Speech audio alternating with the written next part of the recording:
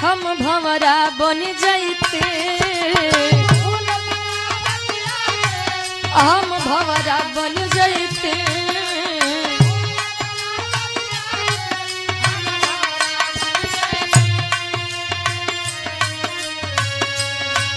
तू फूल बना बगिया के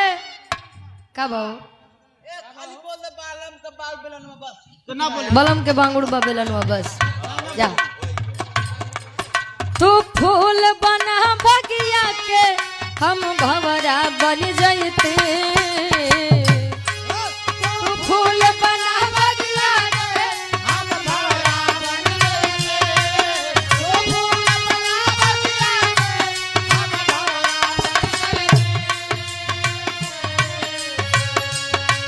तू फूल बना बगिया के हम भंवरा बन जाते तू सामने बैठा